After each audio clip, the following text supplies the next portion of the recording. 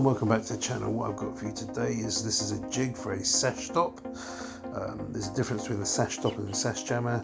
The Sashstop bolts through the door of the frame, and the reason why I'm fitting this one is that a customer here had a child that kept on trying to run out the front door, well, not run out the front door, but answer the door to anyone. Every time someone knocked on the door, it was a race to who could open the door first.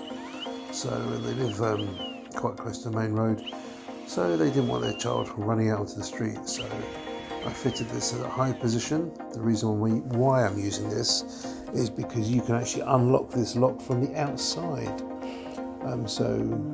Yeah, as I say, you can put it across on the inside and lock it from the outside and unlock it from the outside. Okay, what we've got here, this is the lock itself. You have to assemble it together.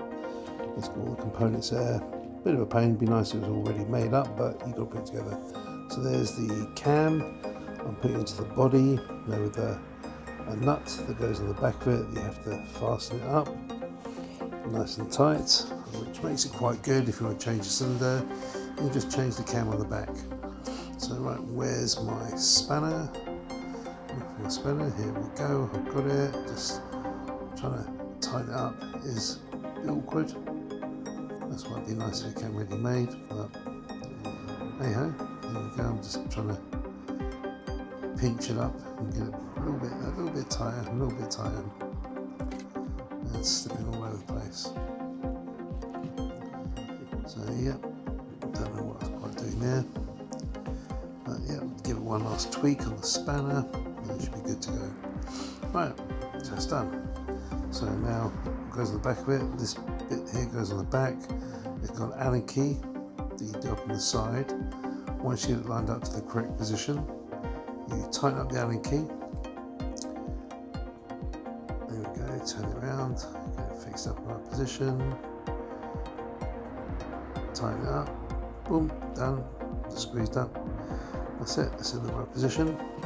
So what I'm going to do is I'm going to try and hold it in place to see if it's working the right way with me putting the piece on the back of the cam, because you've got the tail bar that runs through from the front to the back, so you've got to make sure you line it up correctly for it to work.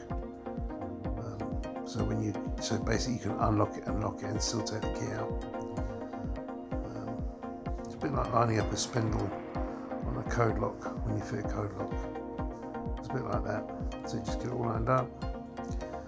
So I'm just holding my hands, get the key, give it a turn. Oh, sort of giving it a turn. Yep, there you go. That's it. Make sure I can get the key out. So anyway, I'll just put it on the door, I think. Seems to be working how I want it to work. So all it's got to do is 2 screws, one top, one bottom. You go right the way through the frame, so it gives it added support if someone tries to force it. It's not going to come off easy because it's bolted through. So that should effectively do the job. I don't know why I'm messing around even more with it, but I am. There we go. Ta-da! Now on the door. Here's on the door, lift it up. Door opens nicely, close it, put it down, it's up high, child can't reach it.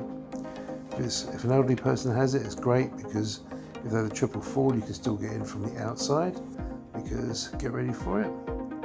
There is the key on the outside. You can lock it, so if you've got a holiday, you can put them on, you can lock them from the outside and unlock them. So it's good as a safety device as well as a security device. It serves 2 purposes. So it's a 2-in-1 lock, you could say. So yeah, but for me, I like selling this sort of lock to elderly people and to people with young children in their family.